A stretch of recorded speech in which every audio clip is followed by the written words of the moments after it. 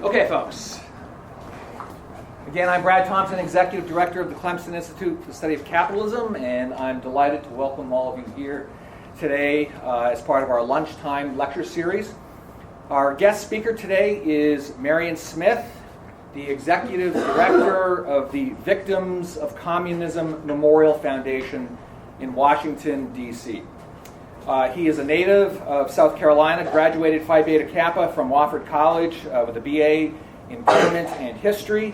He earned an MA in International Relations from Central European University. He has published widely in USA Today, Politico, The Hill, Washington Post, Wall Street Journal, and he's also been featured on MSNBC, Fox News, CNN, and Al Jazeera. Would you please join me in giving a very Clemson welcome to Mr. Marion Smith.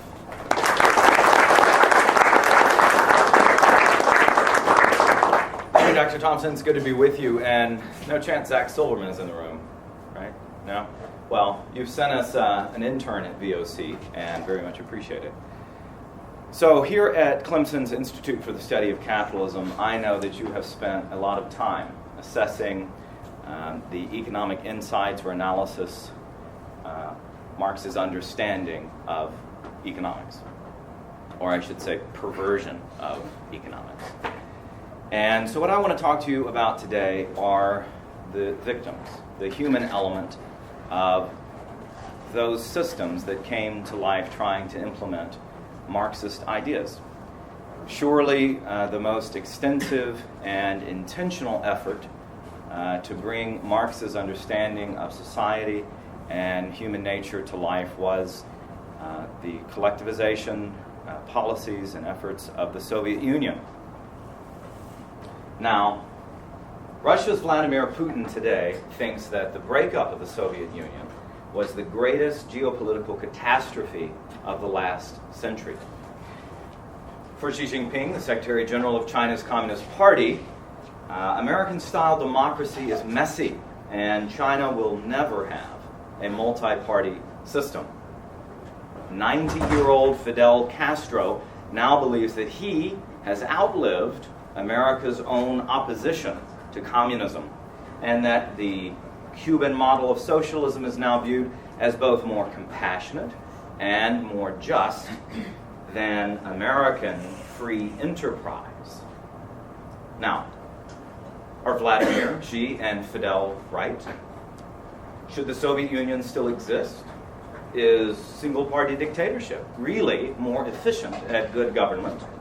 Is socialism and not democracy the way of the future? Is our way of life really no better than theirs? Now, looking back, we know that slavery has existed all over the world for all time. We know that imperialism, mercantilist economics, coercion, and exploitation have been the path to prosperity for the world's great powers for millennia. And we know that poverty, injustice, a life described by Hobbes as nasty, brutish, and short, have been a part of the human condition in every society. But then came the American era. The ideas of Locke and Smith and Jefferson, Madison, and Washington took hold in the New World. And the values by which many of you are going to be judging my remarks today, of course, are based on their ideas. We abolished slavery in the name of equality. We rejected the ideas of imperialism and favored our path to prosperity as being reliant upon free enterprise and trade. We sought a society that offered the freedom to succeed not only to the rich and powerful, but to everyone. Now, these ideas were set forth in our 1776 Declaration of Independence. And we have never had to update those principles. We have only had to update our adherence to them, both in law and in practice. Of course, there have been challenges throughout our history. We have obviously failed to live up to our own ideals in the past. Greed, envy, crime, prejudice. All of these are aspects of the human condition, and they're still with us today. The American experiment, however, takes humans as they are. So the question is not, is America perfect?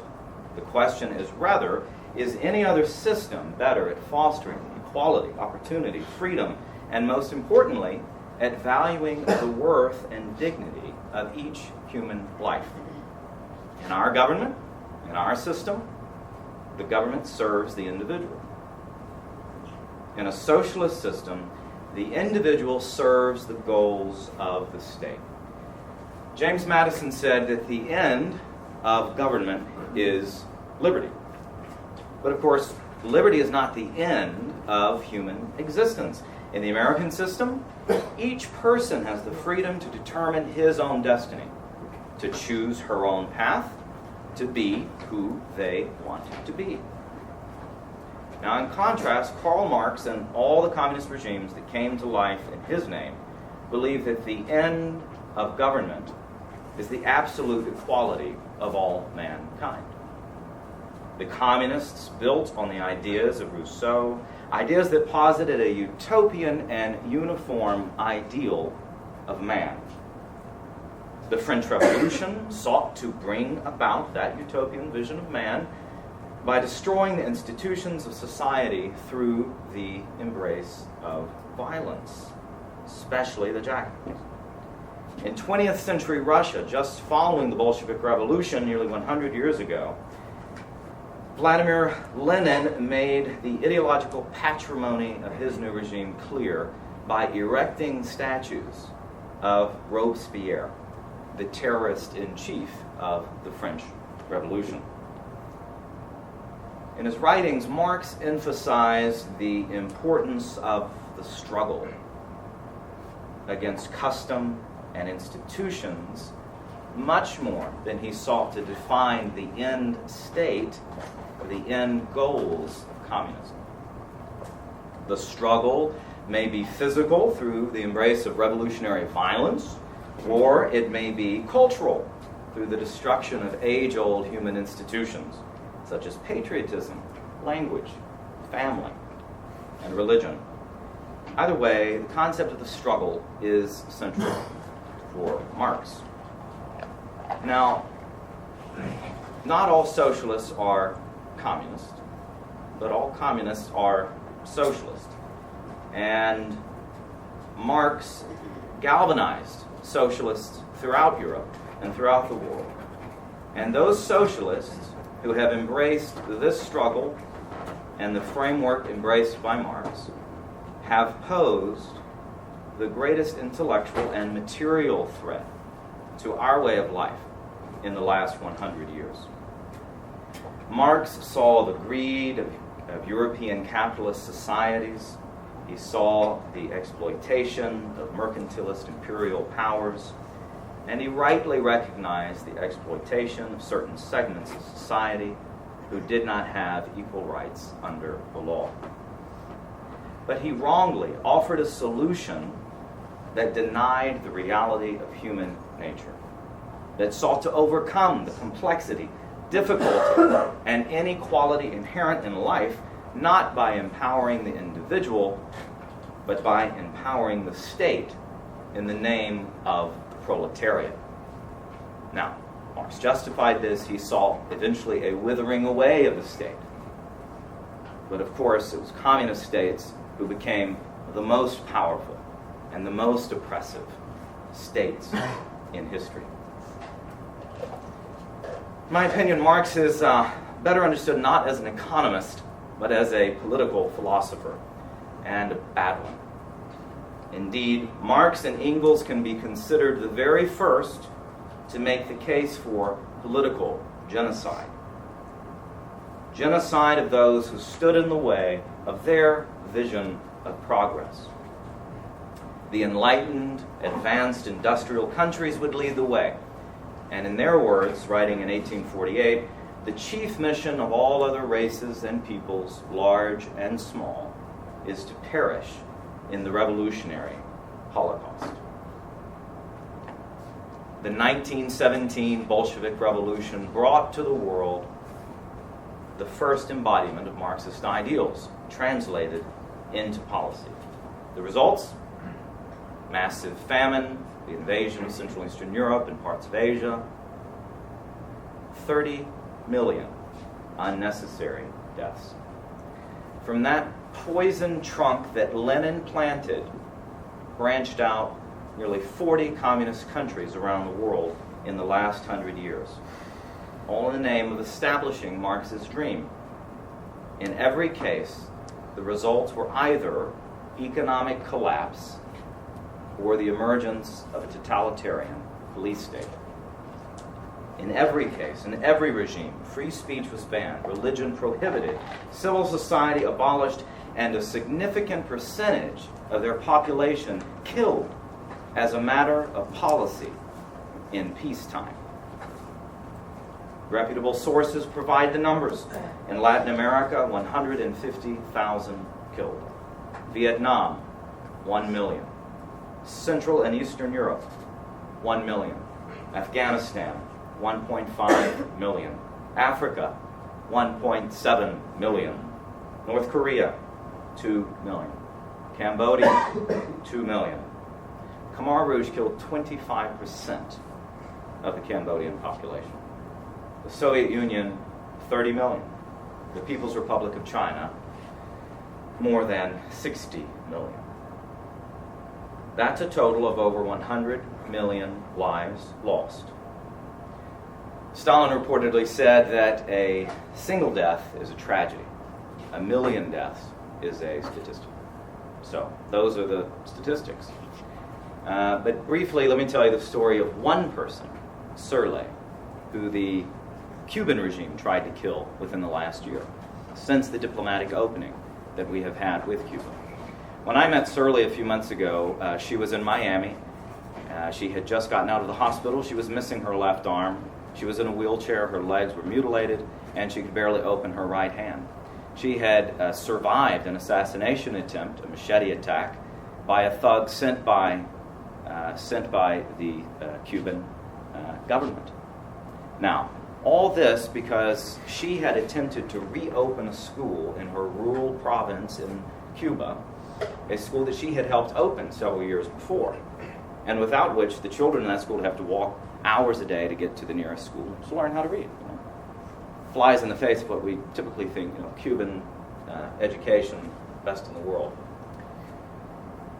When they closed the school, she sought to appeal that bad policy, which in her mind was perhaps an accident or just a bad, corrupt official, and she could appeal it to the higher authorities. When she went to make the appeal, they had hired protesters to protest her. Right? They told her to be quiet, give it up. Over the next few months, she was harassed. She came back to her farm one day. Her animals had been slaughtered. Her bed had been set on fire, and her appliances had either been broken or set on fire. Her son was in the Cuban Air Force, and they told him, commit your mother to an insane asylum, or we're going to kick you out. He refused. They kicked him out. One of her friends was murdered after warning Surley Avila Leon, that she was going to be murdered. Not long after this assassination attempt occurred. Now, she eventually got out of Cuba with the help of friends and even some people in the party who allowed her to go. And when I met her, she said she wanted to go back to Cuba to bring true things. To me, she said she wants to bring back Bibles, medicine, and democracy. Now, all of that because she attempted to reverse a bad policy that was hurting children in her province. You see, silencing dissent, criticism, destroys the only mechanism for improving society, which is why socialist systems double down on failed policies. It's why 100 million people have been sacrificed on the altar of false hope for a utopian future. And this logic also explains Stalin's dictum: death solves all problems. No man, no problem. Or in Surley's case, no woman, no problem. Fighting against this cult of death is why America fought the Cold War. The U.S. led the free world, spilling more blood, spending more treasure than any other country in the effort to defeat the spread of international communism. The decades-long Cold War was more than a grand chess match. It was a struggle for civilization itself. As you all know, America's Cold War strategy and the systemic failures of Soviet central planning culminated in 1989 with the fall of the Berlin Wall and the collapse of communism in Europe. 2 years later, the Soviet Union dissolved. Many thought communism was over, a failed ideology that had no future. They were wrong. More people live under a single-party communist dictatorship today than in 1989. That's 20% of the world's population. In Cuba, Laos, Vietnam, North Korea, and China. Some states where communism collapsed, they're now whitewashing their bloody history and resurrecting police states. This is true in the Russian Federation, Belarus, Cambodia, Kazakhstan, Transnistria. In Cambodia, former Khmer Rouge leaders are now back in power. In Russia, new statues of Lenin are being dedicated. And in other places, the tyranny of communism, specifically communist parties, in the name of communism, are taking over for the very first time. In Hong Kong, as Beijing restricts freedoms with each passing week, Hong Kongers, of course, who have lived in a free city for generations. In Venezuela, where a law was passed this year allowing the state to force citizens onto collective farms, to leave the cities, to be forced to work in the fields to remedy food shortages. Food shortages resulting from decades of failed socialist planning. And this in Venezuela, the largest oil reserves in the world. Despite these realities, the dangers of the Cold War seem a very distant memory. The endless list of victims of communist regimes all around the world is either an unknown fact or a forgotten part of our history. Today, human rights atrocities, like Surley's story, don't make it on the front pages or the headlines. Either we're too busy or we're willing to turn a blind eye. But either way, our apathy has much to do with the soul of our society. It reflects on us. And it helps to shape our own political possibilities, not only abroad, but here at home. In the words of Czech poet Milan Kundera, the struggle of man against power is the struggle of memory against forgetting. We at the Victims of Communism Memorial Foundation struggle against that forgetting every day.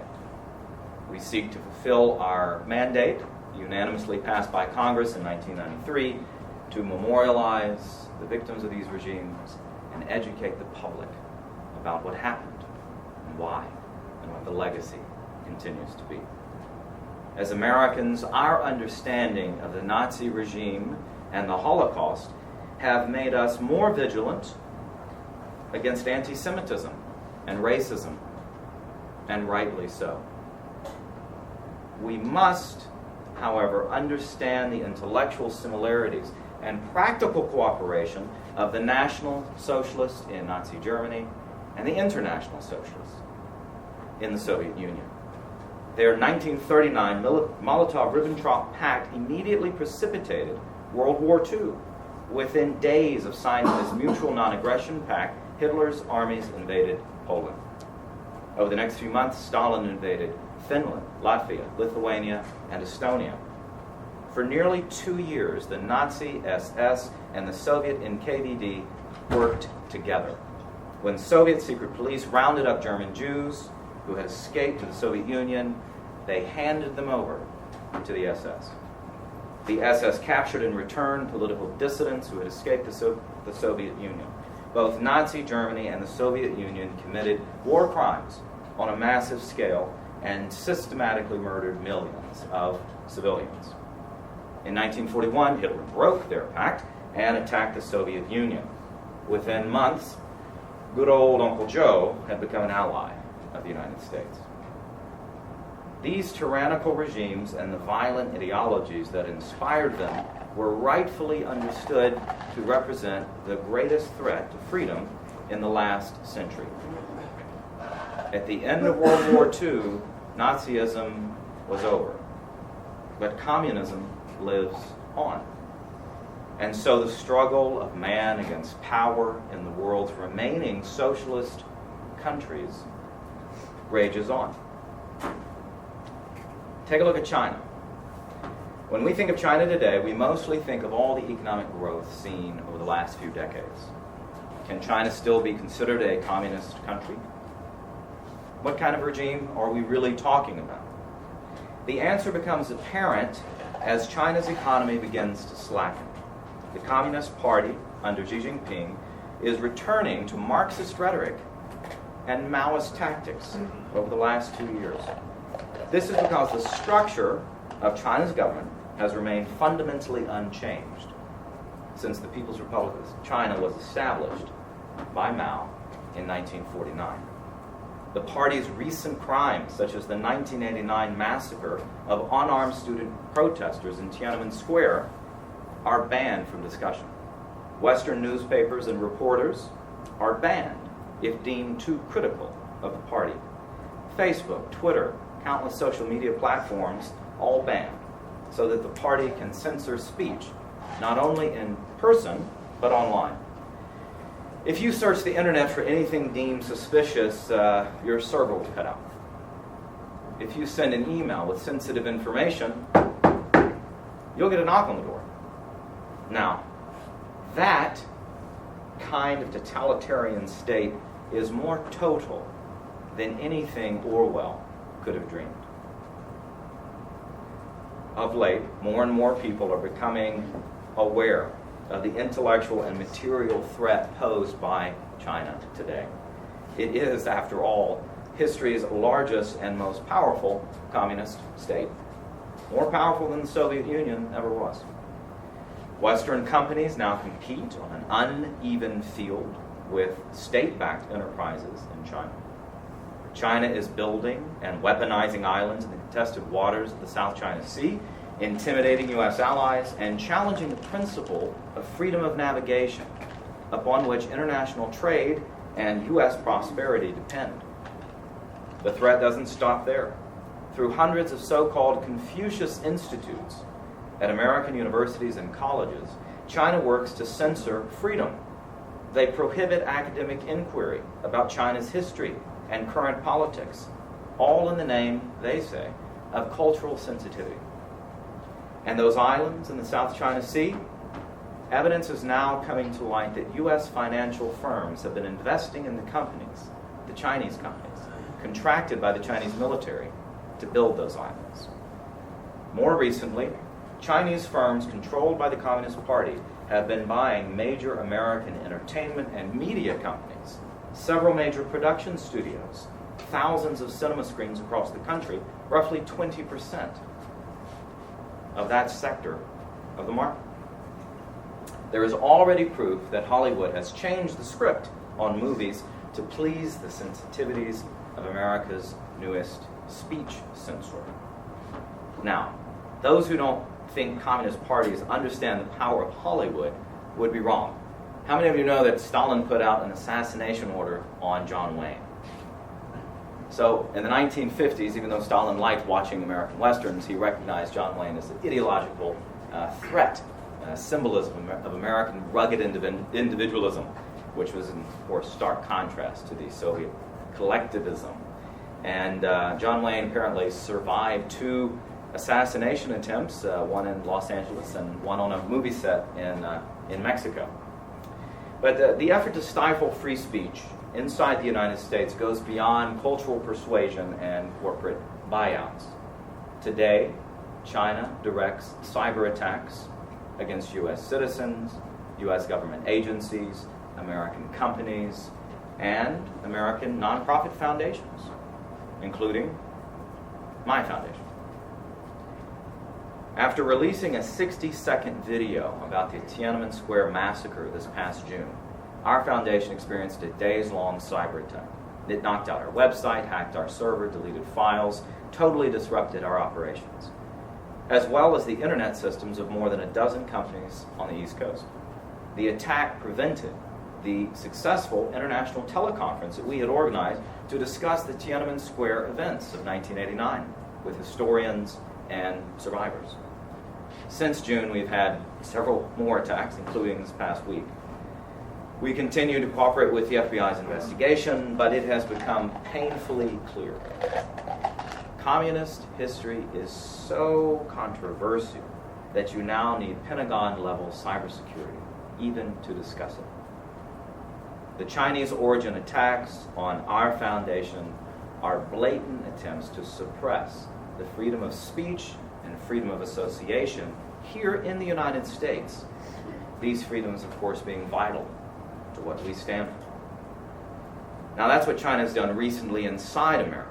Back in the PRC, officials in this year alone have destroyed hundreds of churches, arrested dozens of journalists and lawyers, imprisoned and tortured unknown numbers of dissidents deemed a threat because of their political, religious, or artistic actions. Hundreds of millions in China today are denied basic human liberties, freedom of speech, due process of law, religious liberty, even the right to have a baby. Since the 1970s, the Chinese Communist Party has taken credit for some 400 million prevented births. This involves its coercive family planning policy, sometimes called the one-child policy, more recently given the name the two-child policy. But either way, this coercive program continues to involve the use of forced abortions performed violently and often without prior notice on mothers who don't have state permission to conceive. Now that isn't pro-choice, that isn't pro-life, that is inhuman. Although we know that there are still existing gulags, or laogai, in China today, where religious and political prisoners work as forced laborers, we are only just now beginning to learn about the extent of forced organ harvesting on live, unwilling subjects in these prisons. China is bankrolling North Korea, where 24 million people live as slaves under the Soviet-installed regime of the Kim dynasty, a regime that routinely threatens to destroy the United States and is developing the missile capacity to reach California. In contrast, South Korea is one of our closest trading partners and allies. The primary reason why 50 million South Koreans are freed is because Americans, including from the upstate of South Carolina, were willing to fight and die for the cause of freedom. 19 Clemson alums were casualties in the Korean War. Beijing continues to cooperate with Russia's Vladimir Putin in whitewashing history to justify its stranglehold on power. The latest example of this is Russia has come out recently saying that there's no historical evidence that they ever invaded Poland. The international coalition of communist and post-communist states continue to work together to promote authoritarian and anti-American values around the world. On the eve of President Obama's arrival in Havana in March, the Cuban and Chinese governments, just hours before he landed, released a joint statement to the world in which they proclaimed that they were together committed to the irreversibility of international socialism. So communist parties today, as they have since 1917, continue to advocate for socialist societies. Societies where the common ownership of property and central planning trump free enterprise and individual rights. Socialism is not roads, free school tuition, and welfare. Socialism is not, as the confused comedian Sarah Silverman said recently, fire departments. That'd be quite a surprise to Benjamin Franklin, who established America's very first fire departments and the U.S. Postal Service, or to James Madison, who proposed the very first interstate roads and waterways systems. No, socialism remains, as it always has been, the certain road to poverty, tyranny, and gross inequality. The mandatory collective farming of the Soviet Union led directly to the deaths of some 6 million people, mostly Ukrainians. In 1933, this genocide or terror famine was deliberately prolonged by the Soviet Union and called death by hunger. That same year, the Soviets launched their first liquid-fueled and hybrid-fueled rockets that would give the Soviets an edge in the space race. Only socialist societies have achieved the dubious distinction of launching rockets into space while millions of their citizens starve due to scarcity that was unnecessary. Now that's inequality. Those who want more government programs, free health care, free education, higher minimum wages, don't necessarily mean to embrace all of the totalitarian tenets of socialism. Many are talking simply of a high-tax welfare state, such as is seen in some Scandinavian countries. But that is not socialism. Although Bernie Sanders recently called Denmark a socialist country, the Danish Prime Minister was very quick to respond. He said, and I quote, "Denmark is far from a socialist planned economy. Denmark is a market economy." Marx, Engels, and Lenin didn't provide precise distinctions between socialism and communism as intellectual concepts, but they did sometimes describe communism as the end goal in the inevitable march of history. In the words of Vladimir Lenin himself, the goal of socialism is communism. It was in the Union of Soviet Socialist Republics in which 5 million dissidents worked as slaves in the Gulag. Mao justified failed socialist policies and mass famine as a part of his program for socialism in one country. In Cuba, the socialist revolution continues under Raul Castro, as 8,000 people have been arrested for political reasons so far this year. Today, socialist ideas are still powerful, mostly because people have disconnected the ideas from their consequences. Yet the consequences are still deadly. In the first 16 years of this century, the free world and all the human rights that go along with it is literally shrinking. Hong Kong has ceased to be the beacon of freedom in Asia. Now, bookshop owners there are disappeared and tortured because they're selling books that have been banned by the Chinese Communist Party in Beijing. The Crimea is once again a captive nation, and its people have no rights. In Venezuela, unarmed protesters of the corruption and scarcity of food are shot on the streets. And of course, thousands of so-called Cuban advisors have been embedded with the Venezuelan police and military for years. Now, is this the alternative to income inequality? Is this socialism the path towards greater opportunity and social justice? Is this the remedy to crony capitalism on Wall Street? In this transformative political year, socialism has seen its high watermark in all of U.S. history.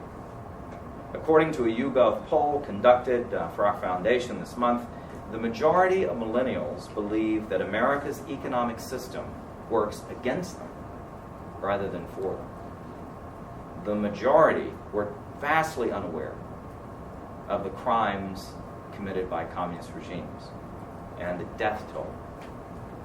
Almost half say they'd vote for a socialist, 46%. 4 in 10 call for a complete overhaul of our economic system. Now, there's no doubt that many of America's young people are disillusioned. They want a system for the people, of the people, by the people, where there is liberty and justice for all. Now, when I met your counterparts in Hong Kong in 2014, college students protesting in the streets against the Communist Party takeover there. For generations, their families have lived in freedom in Hong Kong. They had up banners quoting Washington, Madison, and Jefferson. They were appealing not to socialism for greater justice and equality. They were appealing to our own founding principles. They also had banners quoting Martin Luther King Jr., who himself appealed not to socialism for greater civil rights in the United States, but to the principles in our own Declaration. During the last 2 years, students and young people in Ukraine have been pulling down statues of Marx and Lenin that have been up these 26 years. They've been ripping Soviet stars off of buildings that had never come down, as they, right now, continue to come to terms with their own communist past and reject Moscow's domination today. When I meet with students and young professionals from Cuba, these are young people who just want to express their creativity, play their music, say what's on their mind. Every time I meet them, it just hits you like a ton of bricks how false is the narrative about Cuba today in the media. There is no freedom of speech. There is no artistic expression allowed if it's viewed as critical of the party, and there's no freedom of religion. These Cuban young people also want you to know that Western tourists going to Cuba, 90% of the dollars they spend there are going to the Cuban military, which owns the country's hotels and many of its businesses. These young people in Hong Kong, Ukraine, and Cuba, they're my civil rights heroes. They're still alive and they're fighting for an uncertain future. My hero isn't Sarah Silverman, who tries to whitewash the term socialism. It's not Beyonce and Kim Kardashian, who visited Cuba recently, came back spouting the propaganda from the Castros.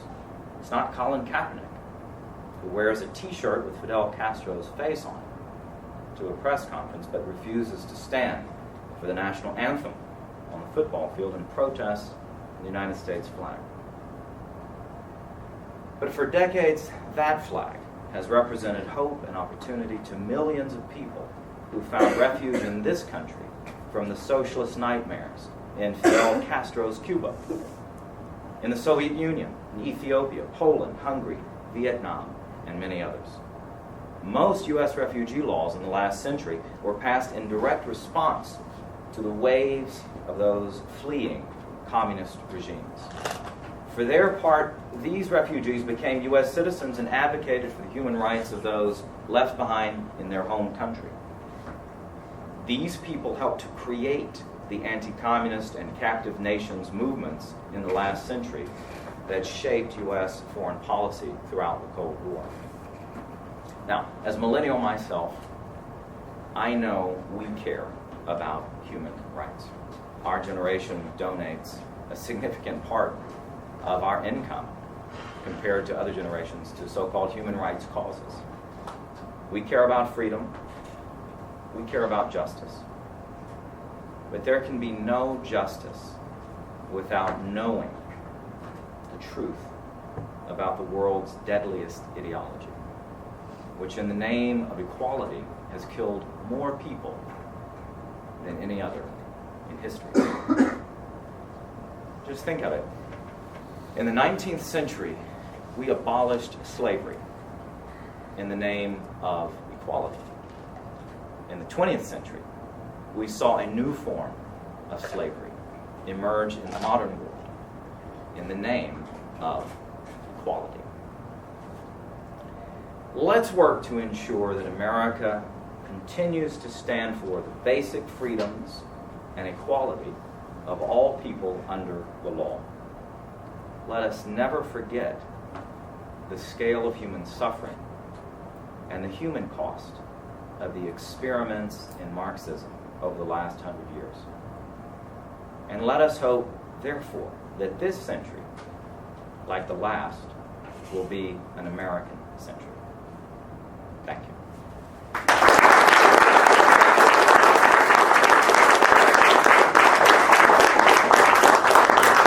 Thank you very much for a wonderful lecture. Yeah, we've got time for Q&A, so we'd love to have questions, particularly from the students.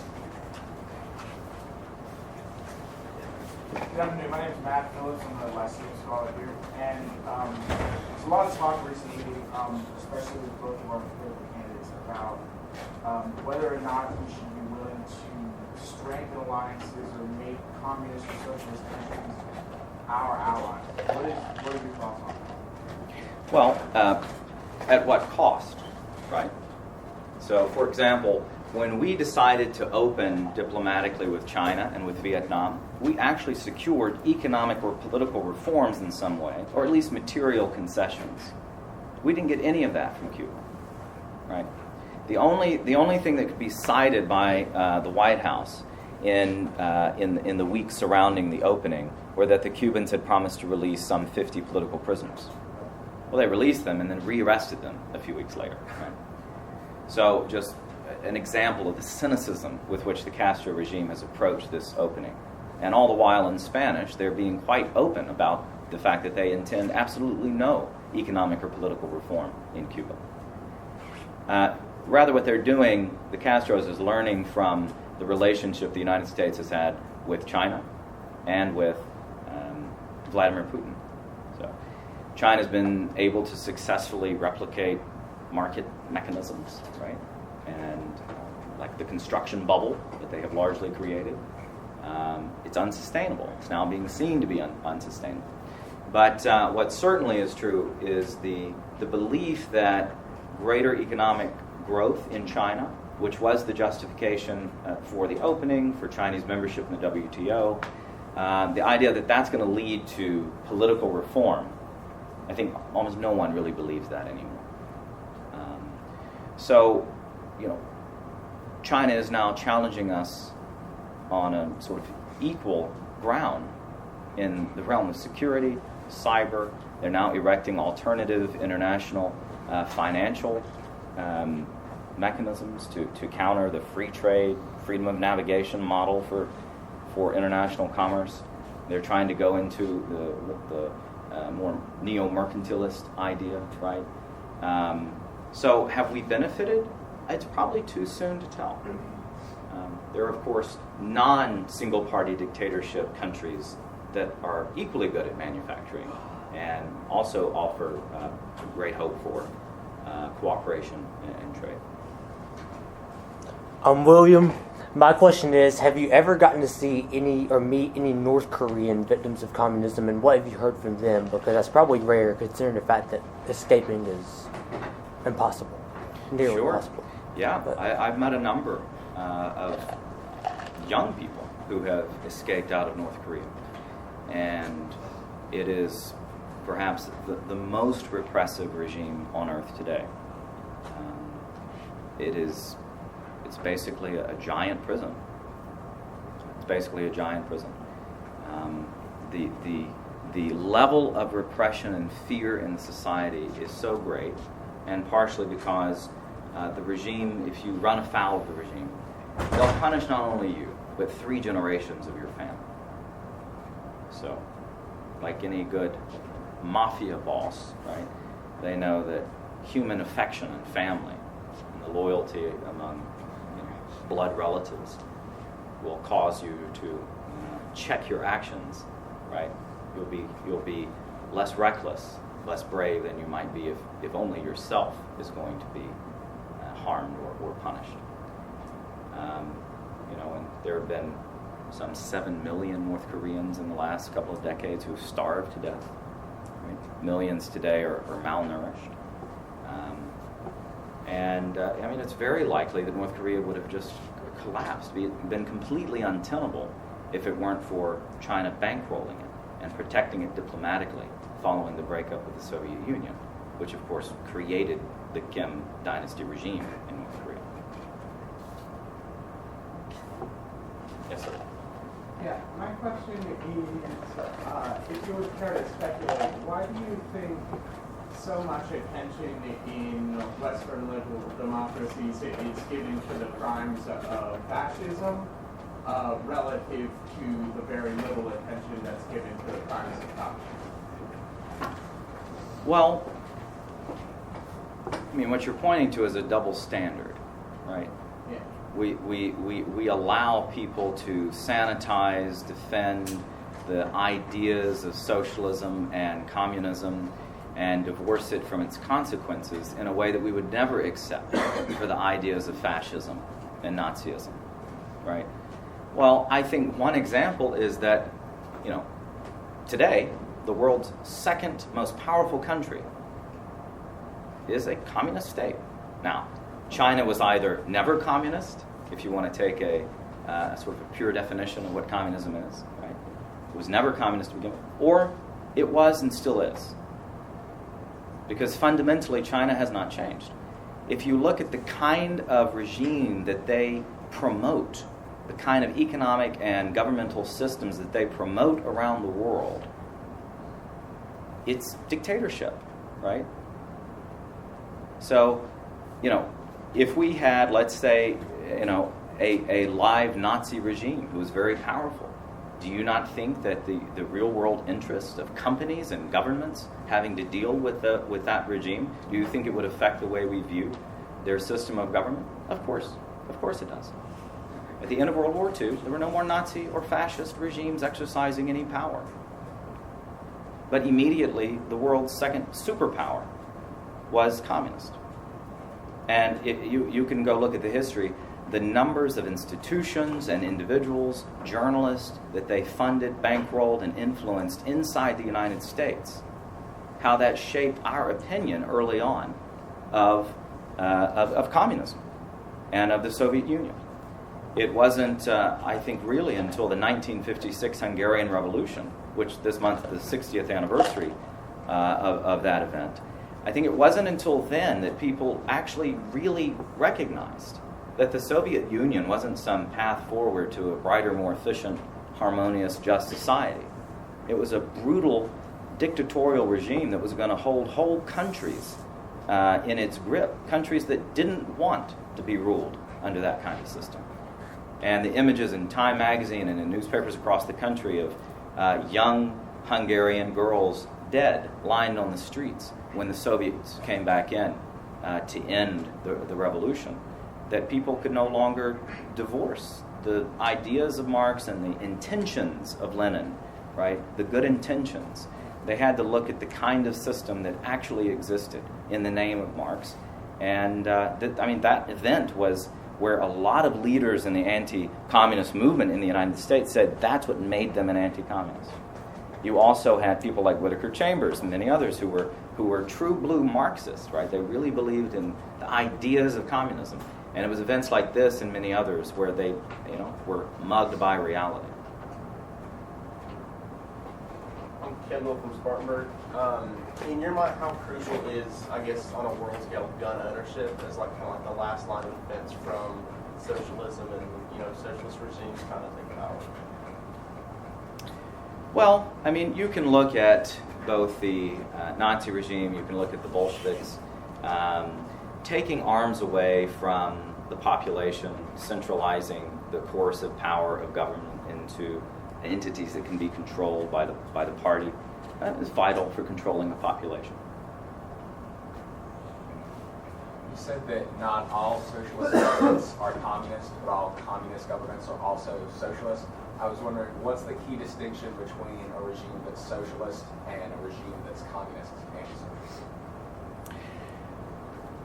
In my personal opinion, I don't think there's a giant difference intellectually between the two concepts, other than the sort of phases in the Marxist framework of understanding history. Right? If Marx and Lenin didn't spend a lot of time parsing through what these intellectual distinctions are, I'm certainly not going to waste my time on it.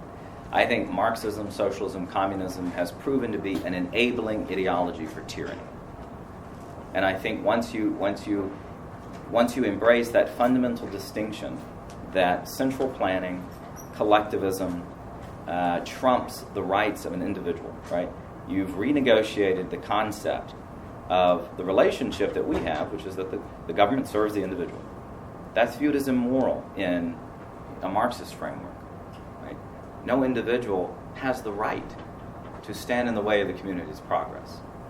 So once we embrace that, I think we're really very close together on an end of the political spectrum that is enabling totalitarianism, and tyranny.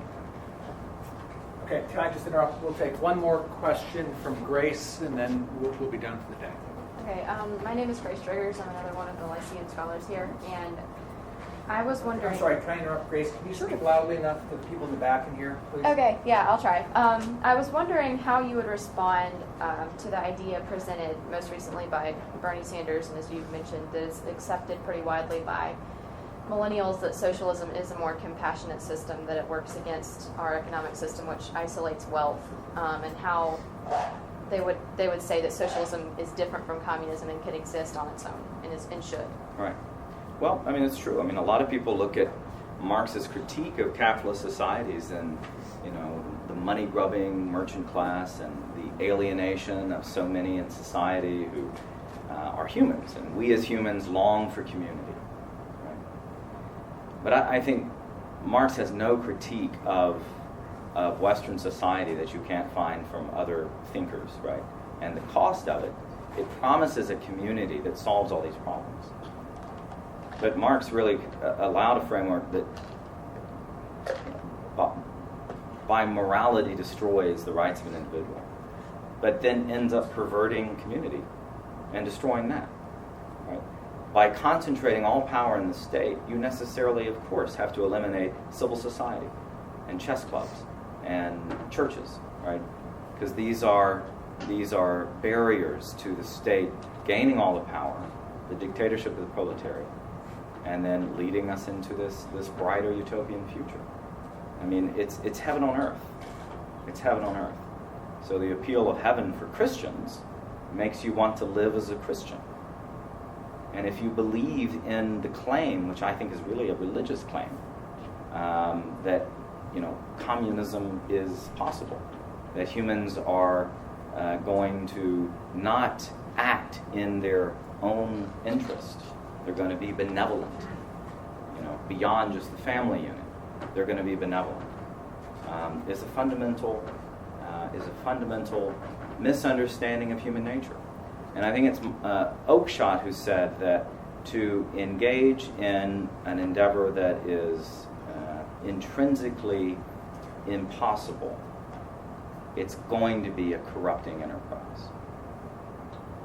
So I think for those who think that crony capitalism is a problem and that it's created an economy where many of folks your age are going to have some more difficulty in the job market, right? The instability inherent in capitalist societies.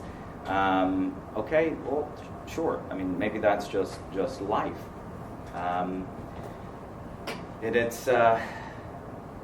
It's hard to accept that there is no perfect utopian possibility, and that life is hard work, and that sometimes it's up to you. It's Marxism allows you to both blame someone else and get rid of any guilt, either real or imagined, that you feel for living a better life than someone else. And once you redefine what human nature is, right, it's malleable and not fixed. I mean, it's religious, right? That premise is so deep that it has a religious quality to it, and it denies, I think, the common sense of human life. And would you all join me, please, in giving a warm Clemson thank you to Mr. Marion Smith.